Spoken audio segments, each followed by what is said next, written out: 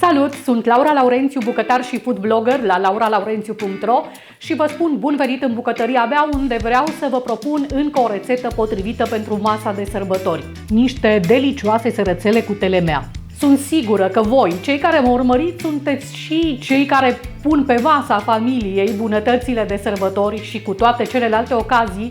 Așa e și la mine și cred că așa e în fiecare casă. Există o anumită persoană care e bucătarul sau gospodina familiei, iar ceilalți doar se bucură de efortul lor.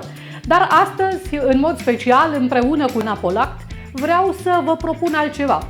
O rețetă pe care să o gătim împreună așa cum se cuvine. Așa că la un moment dat îl veți vedea în cadru și pe soțul meu care mi se va alătura. Rețeta de sărățele pe care vă propun este una delicioasă, va merge nemaipomenit de bine alături de un pahar de vin la masa de Crăciun, dar merge bine și așa de una singură, iar produsele pe care le voi folosi sunt tot de la Napolact, telemea, smântână și unt făcute cu lapte din inima Ardealului.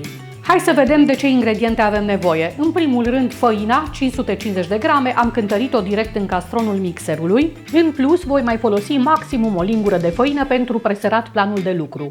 350 de grame din telemeaua cu gust domol, din lapte de vacă din inima Ardealului, făcută de Napolact.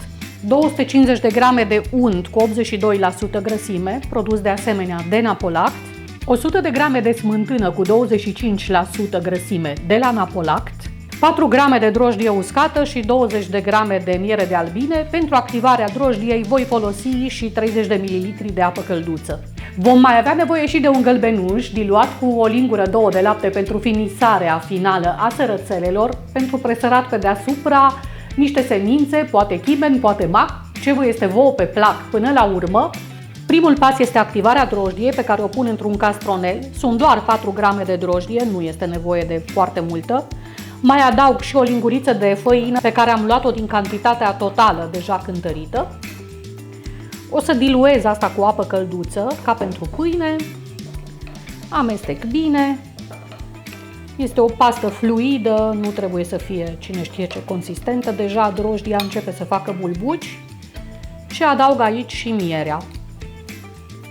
O să amestec totul și o las deoparte până când se umflă. Următorul pas va fi să rad telemeaua.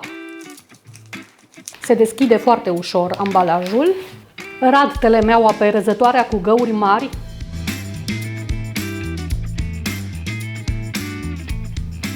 Și mi-a rămas bucățica asta, prea mică să mai treacă prin răzătoare, dar dacă o gust nu o fi bai. Delicioasă! Acum o să tai untul în cubulețe. Repet, este untul de 82% grăsime. Și acum, peste făina deja cântărită în castronul mixerului, o să pun tot untul tăiat în cubulețe și acum cu mixerul la viteză mică voi mixa până când untul se va încorpora în făină și se va crea un aspect nisipos.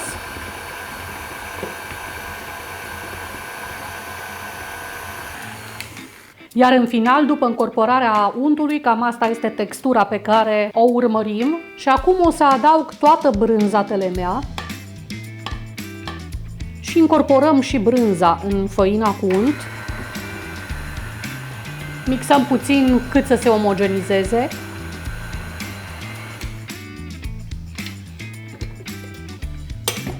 Acum o să adaug drojdia, care deja s-a umflat, a făcut bulbuci. Și tot acum o să adaug și smântâna. Este o smântână grasă, făcută așa cum se cuvine. Pentru început o lingură și apoi, în timp ce mixez la viteză mică, voi adăuga și restul smântânii și voi continua mixarea doar până când aluatul începe să se adune în firimituri mari, în bulgărași, dând semn de că se leagă. Am așternut pe planul de lucru o bucată mare de folie alimentară și acum toate aceste firimituri de aluat o să le pun pe folie și o să le compactez aici cu mâinile. Nu frământ în exces pentru că vreau să fie cât mai fragede posibil, iar frământatul excesiv ar dezvolta glutenul din făină, iar sărățelele, așa cum v-am spus de atâtea ori, ar căpăta o textură mai degrabă asemănătoare pâinii. O textură elastică pe care nu ne-o dorim în aluaturile fragede. O să iasă multe sărățele de aici.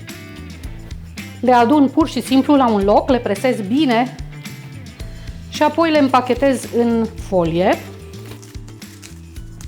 Și o să pun pachetul ăsta în cămară, unde o să-l las cam o oră. Nu-l pun la frigider, nu-l țin nici la temperatura camerei, deci într-un loc mai răcoros, dar nu chiar atât de rece ca frigiderul între 2 și 4 grade. Și iată, până când aluatul meu de sărățele s-a odihnit, a apărut și asistentul de bucătar. Ciao, eu sunt Vucomir. Da, e Vucomir, e soțul meu și mă va ajuta să fac aceste sărățele. Vreau să te întreb ceva. Te-am ajutat la biscuiți. Da. Dar când facem acum sărățele, e mai dificil sau?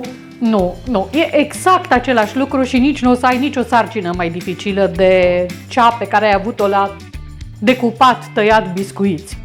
Ok, să ne apucăm de treabă, îl desfac din ambalaj și ca să-mi fie mai ușor să-l lucrez, să-l întind pe planul de lucru, o să-l tai în două. Acum o să presar planul de lucru cu puțină făină și voi întinde câte o bucată pe rând.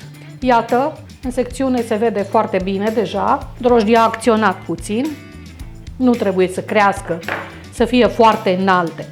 Îl întind până la o grosime de aproximativ jumătate de centimetru.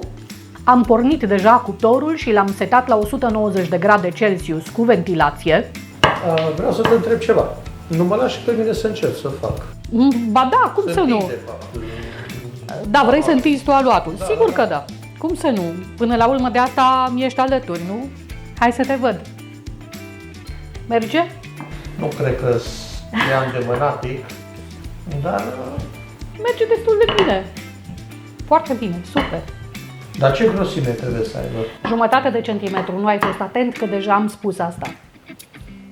Și acum cu rola de patiserie o să tai sărățelele, marginile le dau deoparte. Evident, la final, după ce am tăiat toate sărățelele, marginile astea o să le presez și le întind din nou, o să fac alte sărățele, că nu vreau să le pierd. Și acum fac sărățele de lățime egală. Eu folosesc rola asta dințată, dar se poate folosi orice tăietor, se poate folosi și un cuțit până la urmă. Uite, până când tu le tai, eu am să le aranjez frumos așa în tavă. Foarte bine. Și ce aș mai putea să fac? Păi după ce le aranjezi, poți să le dai cu pensula cu ou bătut. Păi eu la pictură foarte bun. Da, ești foarte bun la... E materia ta preferată. Da. Deja ai umplut o tavă. Uite, ăsta este gălbenușul bătut cu lapte. Mulțumesc. Da, te rog să le dai cu pensula pe deasupra și ce zici, cu ce să le presărăm? Cu chimen și numai chimen. Chiar numai chimen. Hai să facem și o tavă cu mac. Nu? Nu-mi place. Bun, între timp eu o să întind și restul aluatului. Ce bine arată! Ai umplut deja o tavă și văd că nu ai glumit cu chimenul. Nu. Chiar chimen și numai chimen. Bine, să știți că voi puteți să puneți orice fel de semințe vă sunt pe plac, chiar dacă soțul meu adoră chimenul. Eu între timp am întins a doua foaie de aluat și încep să o tai și pe aceasta. Aici am marginile din care v-am spus o să mai fac o foaie, deci încă și mai multe sărățele, cu sau fără chimen. Cuptorul este deja încins la 190 de grade Celsius, așa că imediat ce termină, prima tavă este gata de cuptor. Ce ușor și repede merg lucrurile când lucrăm în doi. Ai văzut? Merge foarte repede treaba. Așa e. Arată foarte bine, ai făcut treabă bună. Bun, pe asta o duc direct în cuptor. Iată, prima tavă a ieșit din cuptor, arată fenomenal și miros a chimen. Wow, dar ce repede a mers! Păi, la 190 de grade Celsius cu ventilație, da, merg. Dar și tu ai făcut treabă bună. Treaba merge nemaipomenit când gătim în doi. Poți să pui o tavă în cuptor. Ok. La ce înălțime? La o înălțime medie. 15 minute și ies așa, rumene și frumoase. Arată foarte, foarte bine, e gata și a doua tavă. Și mai avem aici jumătate de tavă, e ceea ce a ieșit din margini pe care le-am întins și le-am decupat din nou. Jumătate de tavă și un covrigel. O să le dau la copt și pe astea. Dragilor, mai avem noi câteva sărățele în cuptor, dar am copt deja două tăvi și apropo, pentru că cuptorul este setat la o funcție cu ventilație, se pot coace și mai multe tăvi deodată, doar că e ceva mai complicat, trebuie să le schimbați tot timpul locul, când sus, când jos, ca să se rumenească uniform. În fine, după ce am făcut 2 tăvi de sărățele, sunt convinsă că ați învățat rețeta, care de altfel este foarte simplă. Data viitoare am să le fac eu singur. Păi da, pot să le fac singur, dar nu e așa că ne-am simțit foarte bine împreună în bucătărie? Da. Da, a fost fain, a fost amuzant și uite, au ieșit lucruri bune. De aceea, dragilor, vă invit să urmați și voi îndemnul prietenilor mei de la Napolact și de sărbătorile astea să gătiți împreună, pentru că ies lucruri bune și petreceți un timp foarte plăcut împreună. Acum, revenind la rețetă, dacă doriți mai multe detalii despre ea, le puteți găsi împreună cu lista de ingrediente la gram în format text printabil. Unde? Pe lauralaurențiu.ro. Așa este. Acolo e rețeta la linkul care doar ce a apărut pe ecran și dacă o încercați și vă va plăcea și sunt convinsă că vă va plăcea, vă invit să distribuiți rețeta și prietenilor voștri de pe rețelele sociale. Dacă tot am menționat rețelele sociale, să știți că pe mine mă găsiți și pe Facebook, Și pe YouTube.